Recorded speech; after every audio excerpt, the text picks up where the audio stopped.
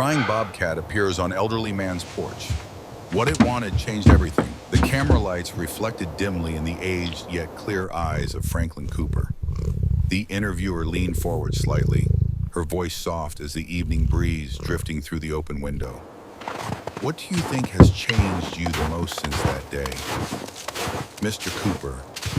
Franklin's lips curved upward, the movement slow and deliberate, carving a deep line through the weathered landscape of his face. His fingers, knotted with arthritis, traced the rim of his coffee cup. Perhaps it's that call. His voice carried the roughness of decades spent breathing mountain air. That strange cry of the bobcat from all those years ago. It still echoes in my head, sometimes like background music on quiet afternoons. His gaze drifted past the interviewer, past the camera crew cramped into a small living room, past the pine-paneled walls adorned with faded photographs. His eyes found the window, the forest beyond, and something deeper still. The interviewer waited, her pen hovering above her notepad. The story began to rewind, returning to that fateful morning. Early one morning in late October, the Wyoming countryside lay windless and still. Frost clung to the grass in crystalline patterns that would vanish with the first true sunlight. On the weathered wooden porch of a cabin bordering Gallatin National Forest, Franklin Cooper, 73 years old, a former park ranger with 32 years of service, sat with a cup of hot coffee cooling between his palms. His gaze followed a shaft of golden light as it slipped through the dense wall of pines, illuminating dust motes that danced like tiny spirits in the morning air. The coffee had grown lukewarm, but he hadn't noticed. He rarely did anymore. The act of drinking had become as mechanical as breathing. Just another way to mark the passage of hours that stretched before him with the dull predictability of a metronome. Margaret had been gone for 3 years. Their daughter Sarah lived in Boston now, consumed by a career in corporate law. Their son James had moved to Seattle, started a family, sent Christmas cards with photographs of grandchildren Franklin had met exactly twice. The silence of the cabin no longer felt peaceful. It pressed against his eardrums like water, heavy and suffocating. Some mornings he woke and forgot to get out of bed, staring at the ceiling beams he and Margaret had installed together 40 years ago, counting the knots in the wood until the numbers blurred together. His doctor had given him pills for depression, but Franklin left them in the medicine cabinet. Unopened, what was the point at 73? Perhaps this heaviness was simply what remained when everything else had been stripped away. He lifted the cup to his lips, the coffee bitter and cold. As he swallowed, his eyes drifted toward Silverbrook Stream, visible through a gap in the trees where the morning mist was beginning to burn off. The water caught the light, throwing silver coins of reflected sun across the dark stones of the creek bed. An unusual movement at the forest edge made him freeze. A bobcat emerged from the shadows between two ancient pines. Even from a distance, Franklin could see the animal's condition gaunt to the bone, ribs visible through its tawny coat like the burrs of a xylophone. Its ears were erect, alert, but its movements carried a deliberate slowness that spoke of exhaustion rather than caution. The bobcat's eyes, sharp and golden as newly minted coins, fixed on Franklin with an intensity that made the hair on the back of his neck prickle. For a long moment, neither moved. Franklin's training as a ranger whispered warnings in the back of his mind. Wild predators don't approach humans. Sickness or rabies might drive them to unusual behavior. Maintain distance. But something in the animal's gaze held him paralyzed in his chair. The bobcat took another step forward, then another. It showed no fear, no aggression, no hesitation. It walked straight toward the porch with a purpose that seemed almost human in its determination. Franklin's fingers tightened around the coffee cup. His heart, which had beaten its slow, resigned rhythm for months, now hammered against his ribs. The bobcat reached the bottom step of the porch, paused.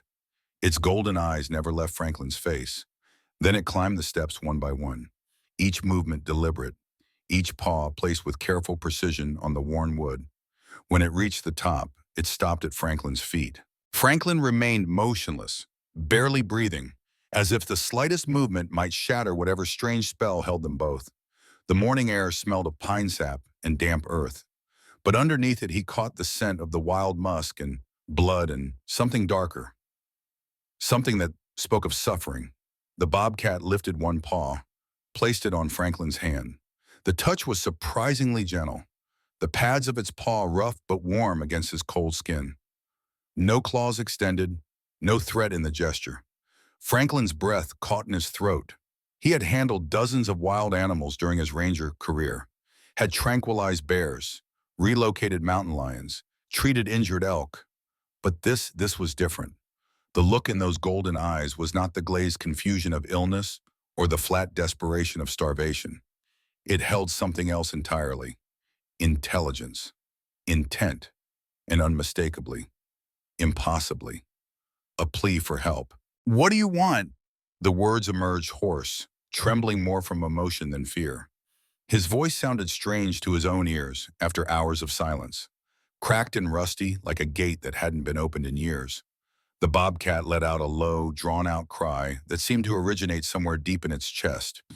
The sound was part lament, part invitation, part command. It vibrated through Franklin's bones, resonating in the hollow spaces inside him where hope had once lived. The animal glanced back toward the forest, its ears swiveling to catch sounds Franklin's aging hearing couldn't detect. Then it turned those golden eyes on him again. Franklin found himself standing. He didn't remember deciding to stand.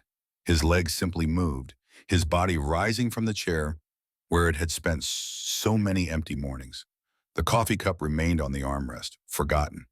The bobcat stepped back, creating space, watching him with that same unwavering intensity. "All right," Franklin said, though he didn't know what he was agreeing to. "All right, I'm coming."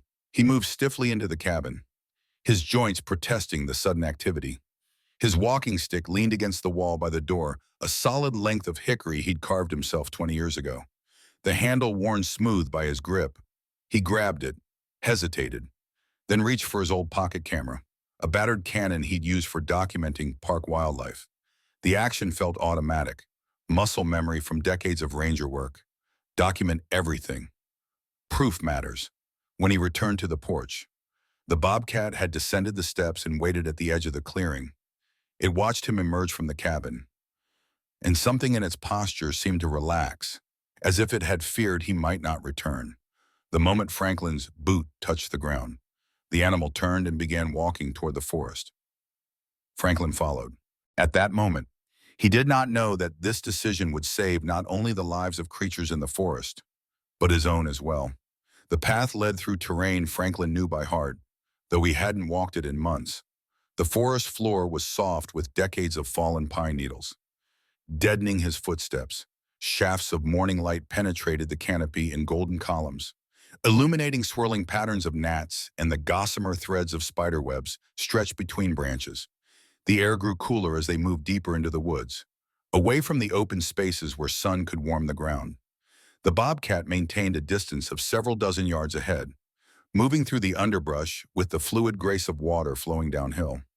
Occasionally it paused, looked back, waiting until Franklin's labored breathing and the tap of his walking stick confirmed he still followed. Then it would continue, leading him through groves of aspen where leaves whispered secrets in voices too soft to understand, across clearings where wildflowers had gone to seed, their empty heads nodding in a breeze Franklin couldn't feel. His legs ached. The walking stick took more of his weight with each step, his palm growing slick with sweat against the smooth hickory. But something in his chest had loosened, some tight fist of despair that had gripped his heart at unclenching finger by finger. The forest smelled alive pine and cedar, wild roses and rotting logs, the dark sweetness of mushrooms pushing up through moss. He filled his lungs with it, drinking in scents that had become invisible to him during his long season of grief. They crossed a ridge where granite broke through the soil in jagged teeth and descended into a ravine where the sound of rushing water grew louder with each step. Silverbrook Stream. Franklin heard it before he saw it. The familiar music of water over stone growing from a whisper to a steady roar. The bobcat emerged onto the bank where an old wooden bridge spanned the creek, a structure Franklin himself had helped build 40 years ago when this trail had been part of the park's backcountry maintenance route. The bridge looked nothing like he remembered. Time and weather had done their work with ruthless efficiency. The planks sagged in the middle, several missing entirely, revealing the churning water 10 feet below. Moss covered every surface in a thick, slippery carpet of green. The support beams had rotted to the color of charcoal, splitting along the grain where ice had worked its patient destruction winter after winter. Franklin hesitated at the bridge's edge. The Bobcat had already crossed, its smaller weight and four-legged balance carrying it safely over the treacherous planks. It waited on the far side, watching him with those unblinking golden eyes. The morning light caught the white fur of its throat and chest, making it glow against the darker tones of the forest. "I'm too old for this," Franklin said aloud. His voice was swallowed by the sound of rushing water. "I'm too old and too tired and too broken for this." The Bobcat didn't move, just watched, waited. Franklin tested the first plank with one foot, letting his weight settle gradually. The wood held. He took another step, then another, using the walking stick for balance. His eyes fixed on the far bank where solid ground waited. The fourth plank shifted under his boot with a sickening creak. He froze, redistributing his weight, sweat breaking out on his forehead despite the cool air rising from the water. 3 more steps. The stick slipped on moss. His foot shot out from under him. Franklin's arms windmilled, grasping at air, finding nothing. He crashed down hard on his side, his hips slamming against a plank with a crack he felt more than heard. Pain exploded through his body in white-hot waves. His left hand caught the edge of a beam, splinters driving deep into his palm. He gasped, tasting blood where he'd bitten his tongue. For a long moment he lay there, vision swimming, listening to the water rushing beneath him. How easy it would be to just let go, to slip through the gap in the boards and let the cold water take him downstream. Margaret was gone.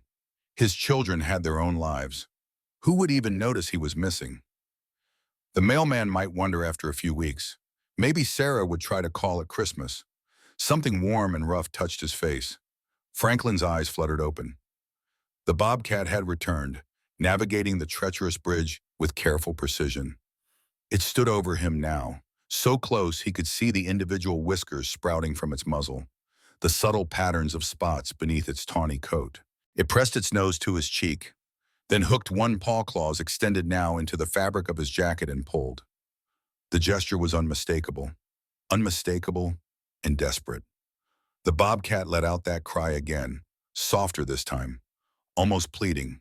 Its eyes held his, and in them Franklin saw something he recognized from years of staring at his own reflection, the fear of being alone, of having no one answer when you called for help.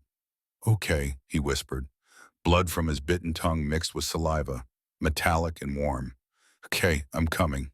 He pushed himself upright, ignoring the screaming protest of his body, used the walking stick to lever himself to his feet, swaying dangerously on the narrow beam. The Bobcat released his jacket and moved ahead again. Staying close this time, its movements careful and measured. Franklin followed, each step an act of will, blood dripping from his torn palm onto the green moss. When his boot finally touched solid ground on the far bank, he nearly wept with relief. The Bobcat didn't give him time to rest. It moved forward into the forest beyond, glancing back to ensure he followed. Franklin pressed his injured hand against his chest, feeling warm blood soak into his shirt, and continued walking.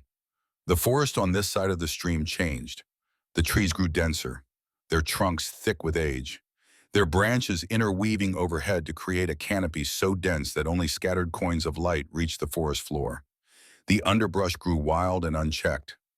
Ferns as tall as Franklin's waist, thorny vines catching at his clothes. This was land that had been left to itself, forgotten by the humans who had once claimed it. Evidence of that former claim appeared as they walked a fence post leaning at a drunken angle. Its wire long since rusted away, a stone foundation half swallowed by moss and creeping plants, the rusted skeleton of what might once have been a truck or tractor, now reduced to abstract sculpture by decay. Franklin recognized this place from old maps, from ranger briefings decades ago. Private land, purchased by some corporation back in the 80s for development that never materialized. Foreclosed, abandoned, reclaimed by the forest. The Bobcat led him through waist-high grass that soaked his pants with dew, past a stand of dead trees clawing at the sky like skeletal fingers, and around a boulder large as a house. Then it stopped, its body going rigid, ears flat against its skull. Franklin heard it before he saw it, strange sounds echoing through the trees, weak cries that might have been birds or might have been something else. The clatter of metal striking metal, the creak of wood under stress, and underneath it all, a smell that made his stomach turn waste and rot and the cloying sweetness of decay. The warehouse stood in a clearing choked with weeds. Once painted red, the color had faded to the dusty pink of dried blood. The metal roof sagged in the middle, missing shingles revealing ragged holes. Windows had been boarded over with plywood that had warped and split. But the door stood slightly ajar, and from the darkness beyond came those sounds. Franklin's hand trembled as he pushed the door wider. Rusted hinges screamed in protest. He stepped inside and froze, his brain struggling to process what his eyes were seeing. Cages, dozens of them, crude constructions of wire mesh, pallet wood, and iron chains, packed together so tightly there was barely room to walk between them. And in those cages, wild animals, 3 bobcats huddled in the nearest enclosure, their ribs visible through matted fur, their eyes dull with resignation. Beyond them, 2 African servals paced frantically, their spotted coats filthy, their movements jerky with panic. In a larger cage made of chain-link fencing, a lion cub lay on its side in its own filth, its breathing shallow, its eyes half closed and unfocused. A young eagle perched in a wooden crate too small for it to fully extend its wings, feathers broken and bent at unnatural angles. Nearby, falconry equipment hung on the wall hoods, jesses, weathering blocks, and in boxes below. Hawks sat motionless, bound so tightly they couldn't move. The stench hit Franklin like a physical blow. He covered his mouth and nose with his sleeve, eyes watering. Waste had piled in the corners of cages, mixing with spoiled food and stagnant water. Flies buzzed in thick clouds. Somewhere, water dripped with rhythmic persistence onto concrete. The bobcat that had led him here moved along the cages, making soft chirping sounds, pressing itself against the wire where other animals could smell it. Touched noses through the mesh. Some responded with weak cries. Others simply watched with eyes that had given up hope. Franklin's legs gave out. He dropped to his knees beside the lion cub's cage, his walking stick clattering to the floor. The cub's eyes flickered toward him, but didn't focus. Its breath came in shallow pants, each one sounding like it might be the last. Franklin's hands, still bleeding from his fall, reached through the chain link and touched the matted golden fur. "My God," his voice broke. "What have you been through? What have they done to you?" The cub's eyes closed for a horrible moment. Franklin thought it had died under his touch. Then its flank rose and fell again. Barely perceptible. He had to get help. Now. Franklin forced himself to his feet, his injured hand leaving dark prints on the concrete floor. Phone. He needed his phone. His fingers fumbled in his jacket pocket. Finally closing around the familiar rectangle, he pulled it out, hands shaking so badly he nearly dropped it. No signal. The screen showed a single bar that flickered and died as he watched. He stumbled back outside into the morning light, holding the phone above his head like an offering to some indifferent god. The signal bar appeared, disappeared, appeared again. Not enough. He needed height. The boulder. That massive granite outcrop they'd passed on the way here, it had been one of his old lookout points during his ranger days. High enough to see for miles across the forest canopy. The bobcat watched him, its golden eyes tracking his movements as he pushed through the waist-high grass, his breathing ragged, pain shooting through his ribs with each step. The boulder loomed before him, its surface rough and pitted by weather. Franklin grabbed a handhold, pulled himself up. His boots scrabbled for purchase on the stone. The walking stick clattered to the ground below. He climbed with his one good hand, the injured one pressed against his chest, blood soaking through his shirt in a spreading stain. At the top, he collapsed onto a stomach, gasping like a landed fish, held the phone up with trembling fingers. 2 bars, 3. The signal wavered but held. He jabbed at the screen, leaving bloody smears across the glass. 9 tone. 1. 1. The ringing seemed to last forever.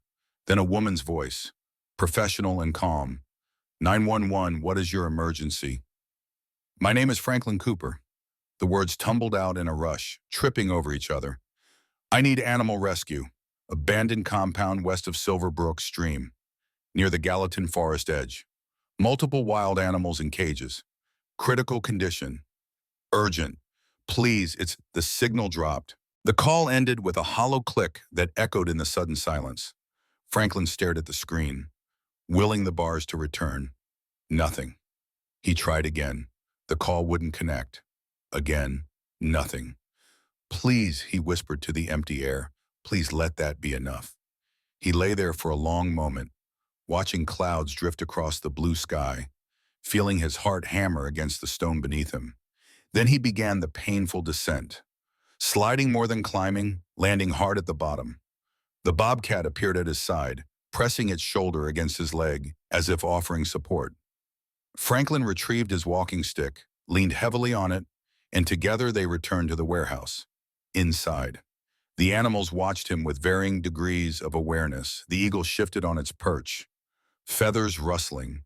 One of the servals let out a plaintive cry that sounded almost like a question. Franklin's eyes swept the space, cataloging details with the systematic efficiency of his ranger training. Water. They needed water first. He found rusted buckets stacked in a corner, their bottoms stained with mineral deposits.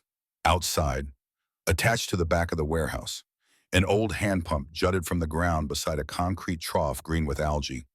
Franklin worked the handle, his injured hands screaming protest, until water began to flow rusty at first, then clearing to something almost clean. He filled bucket after bucket, carrying them inside, pouring water into whatever containers he could find in the cages. The animals surged forward. The bobcats lapped desperately at the water, their pink tongues flashing. The servals pressed their faces into the bucket, drinking until water ran down their chins. Even the lion cub raised its head, nostrils flaring at the scent of moisture. Franklin knelt beside its cage, found a bowl caked with dried food, rinsed it as clean as he could, and filled it. He slid it through the chain link, used a piece of cardboard to push it within reach of the cub's muzzle. Come on, he murmured, just a little, please. The cub's tongue emerged, touched the water surface. It drank, slowly at first, then with increasing urgency. Franklin felt something tight in his chest begin to loosen. Not dead yet, still fighting, still trying. He moved from cage to cage, bringing water, removing the worst of the waste with pieces of cardboard, speaking softly to creatures that had perhaps forgotten what human kindness sounded like. The bobcat that had led him here, he found himself thinking of it as Willow. Though he couldn't say why, the name came to him, moved alongside him, adding its own soft chirps and trills to his whispered reassurances. Time became elastic, stretching and compressing. The morning light shifted as the sun climbed higher, throwing different patterns across the warehouse floor. Franklin's injured hand had stopped bleeding, the blood drying to a dark crust. His ribs ached with each breath. His hip throbbed where it had struck the bridge. None of it mattered. Nothing mattered except these lives suspended on the thinnest threads, waiting for help that might never come. The first drops of rain struck the metal roof like scattered applause. Franklin looked up, listening to the sound grow from isolated taps to a steady drumming. Through the holes in the roof, he watched the sky darken to the color of bruised flesh. Thunder rumbled in the distance, growing closer with each repetition. He moved outside to fill more buckets before the storm made it impossible. The rain came down harder, plastering his hair to his skull, running into his eyes. Lightning split the sky in jagged forks that left after images burned into his retinas. Thunder followed seconds later, so loud it seemed to shake the ground beneath his feet.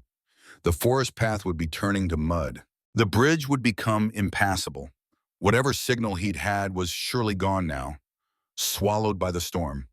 Franklin filled the last bucket, carried it inside, and realized he might be here for a very long time. He checked his phone. Dead. The battery had finally given out. He pulled out his camera instead, began documenting everything. Each cage, each animal, the conditions, the equipment on the walls, the evidence of illegal wildlife trafficking scattered throughout the warehouse ledgers in a back office, shipping manifests, even a computer thick with dust. He photographed it all. The flash, strobing in the darkness each time lightning illuminated the warehouse's interior. Night fell, though it was hard to tell where afternoon ended and evening began through the wall of rain. Franklin found a relatively dry corner beneath a section of intact roof, sat with his back against the wall, and pulled his jacket tight around his shoulders. The temperature had dropped. His wet clothes clung to his skin like ice. His body shook with cold and exhaustion and delayed shock. Willow curled up beside him, its warmth seeping through the wet fabric of his jeans. Franklin's hand, moving automatically, stroked the bobcat's damp fur. The animal began to purr, a sound like distant thunder, vibrating through Franklin's bones. "Thank you," he whispered, "for coming to find me, for trusting me." Willow's golden eyes reflected the intermittent lightning like twin coins of fire. Franklin closed his own eyes, listening to the storm, the dripping water, the soft sounds of animals sleeping or trying to sleep. His heart, which had beaten its slow resignation for so long, now drummed a different rhythm.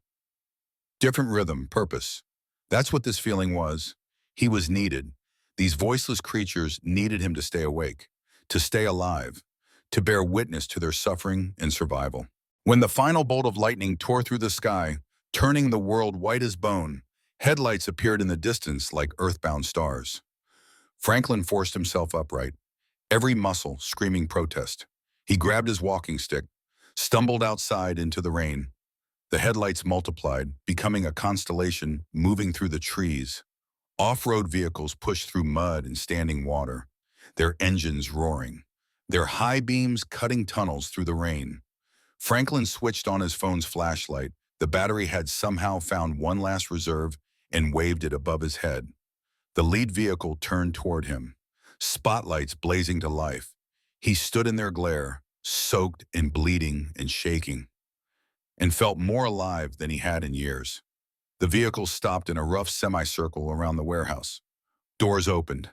People emerged in rain gear marked with Wildlife Rescue Services logos. Gallatin County Sheriff patches. A woman in her 40s, gray hair pulled back in a braid, reached him first. Her eyes swept over him, assessing. "Are you Franklin Cooper?" "Yes." His voice came out as a croak. "Inside. Animals. Critical." She nodded, turned to shout orders to her team.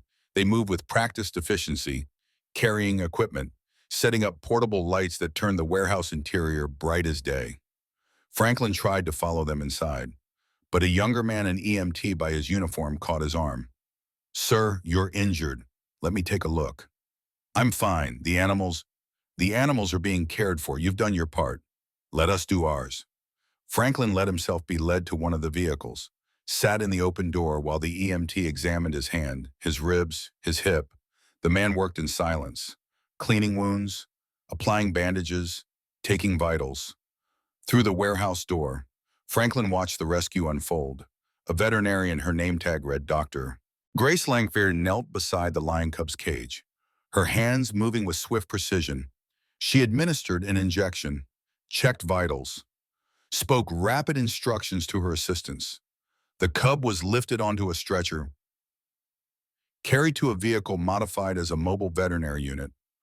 One by one, the other animals followed.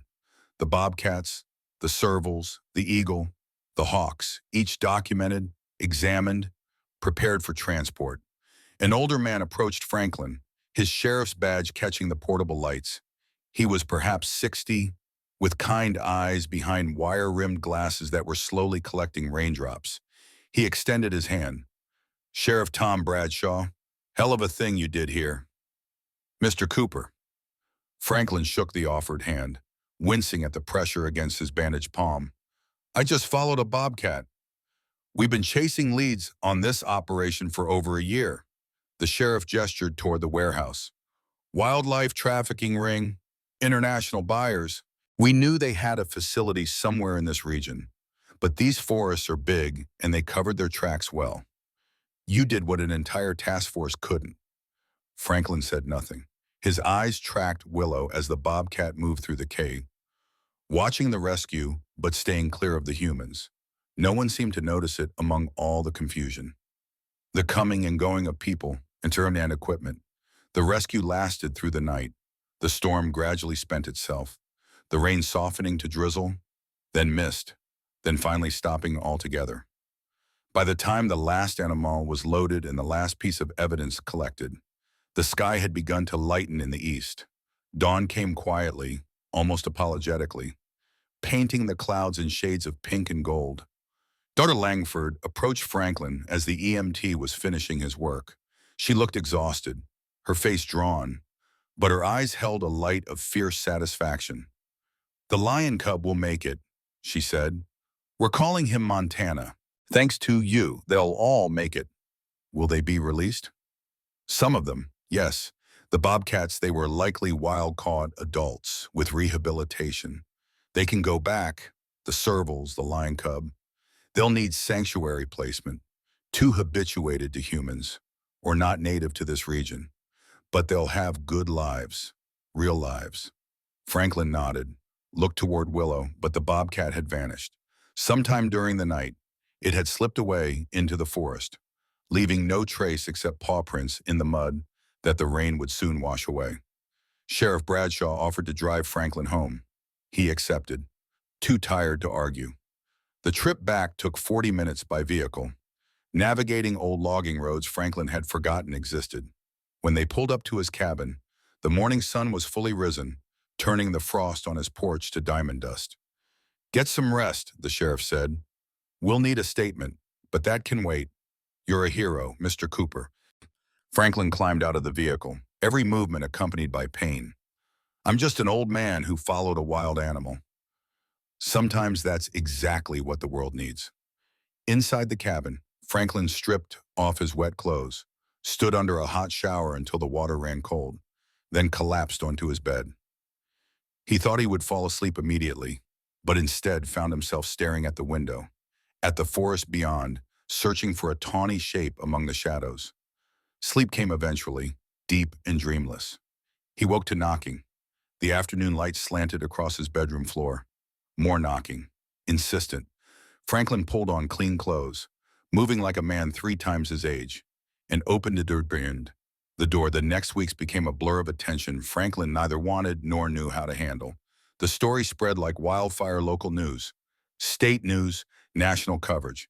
The old man and the bobcat became a phrase repeated in households across the country.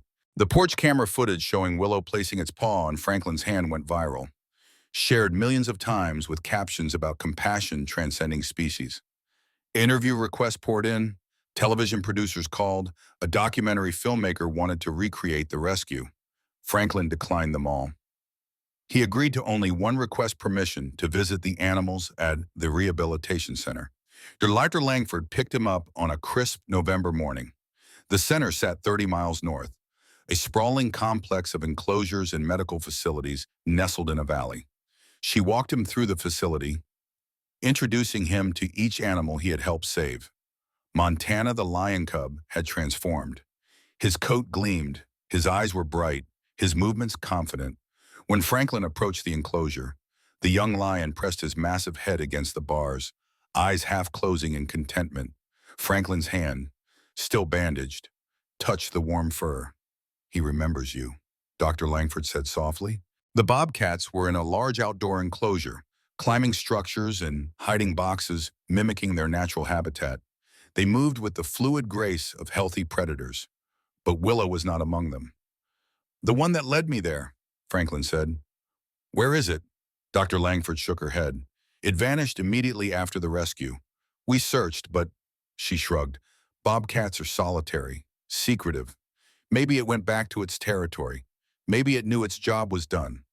Franklin nodded, a strange hollowness opening in his chest. He had known, somehow, that Willow would not be here. The bobcat had come to him with a purpose, and once that purpose was fulfilled, it had returned to the wild where it belonged. But every morning after that, he sat on his porch with his coffee, eyes turned toward the forest edge. Sometimes, in the quiet moments just after dawn, he heard a distant call, low and lingering, carrying that same tone of lament and invitation that had first brought him to his feet all those weeks ago. Each time, he closed his eyes and smiled. He began writing the story down, not for publication, he told himself, just so he wouldn't forget. But the act of writing became its own form of healing, each word a small knot tying him more firmly to life. He wrote about Margaret, about the depression that had nearly consumed him, about the moment Willow's paw touched his hand and everything changed. A teacher from the local elementary school, a young woman named Emma Reese, read the story when it was finished. She asked permission to share it with her students, to use it as a lesson about compassion and protecting nature. Franklin agreed, then found himself invited to the school to talk about his experience. He stood before 30 third graders, their faces upturned and attentive, and told them about Willow, about listening when the voiceless called for help, about how saving something else could save yourself. When he finished, a small boy in the front row raised his hand. "Is the Bobcat your friend now?" Franklin considered the question. "I think maybe we were always friends. I just didn't know it yet." More invitations followed. Other schools, community groups, conservation organizations. Franklin, who had wanted nothing more than to be left alone to die in peace, found himself speaking to rooms full of people about the thin line between despair and hope, about the unexpected ways grace could arrive. A year after the rescue, the Montana Conservation Trust approached him with a proposal. They wanted to build a small rehabilitation facility near his cabin, a place where animals in their final stages of recovery could acclimate before release back to the wild. Would he be willing to serve as a consultant? Perhaps an unofficial caretaker. Franklin stood on his porch, looking toward the forest, and thought of Willow, thought of Montana and the other animals whose lives had become entwined with his own, thought of the hollow silence that had once filled his days.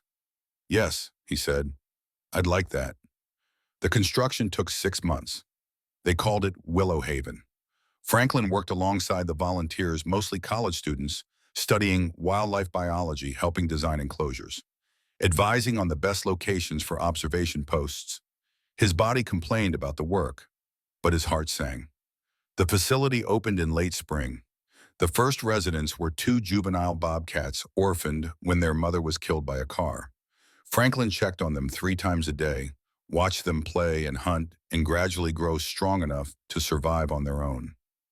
When they were released back into the forest, he felt a bittersweet pride that brought tears to his eyes. More animals came: an injured hawk, a bear cub, a pair of fox kits. Each one stayed at Willow Haven just long enough to heal, to remember how to be wild. Before returning to the forest, Franklin's days filled with purpose, feeding, observing, documenting, teaching volunteers.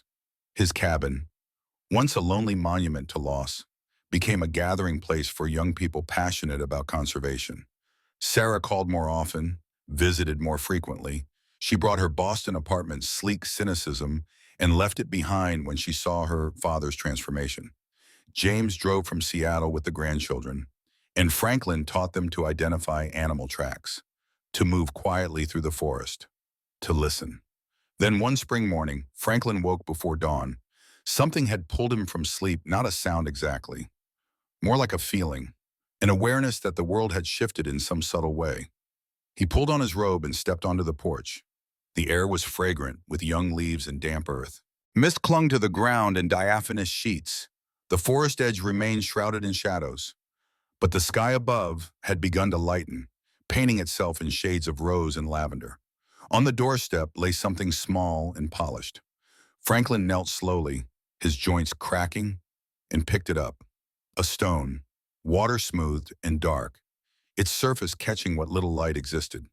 It had been placed deliberately, centered precisely on the doormat, and beside it, pressed into the mud, were tracks, bobcat tracks. Franklin's breath caught. He looked up, scanning the tree line. There a shadow among the shadows, darker than the rest, shaped like possibility. Willow stood at the forest's edge, its golden eyes reflecting the dawn.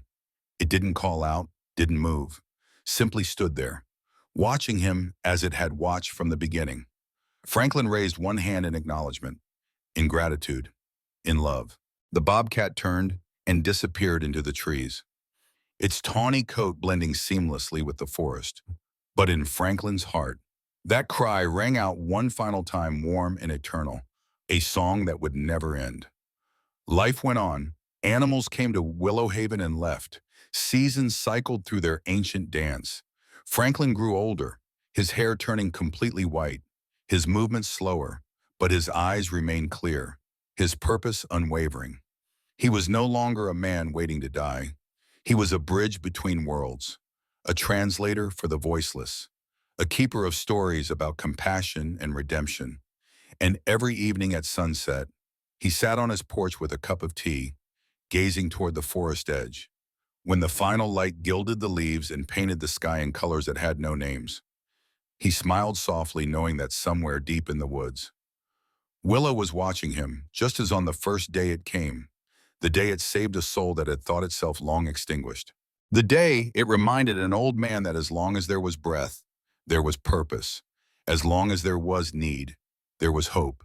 And in the gathering darkness, if you listened carefully, you might hear it still, that strange, beautiful cry of the bobcat, echoing through the years like background music on quiet afternoons, playing on forever.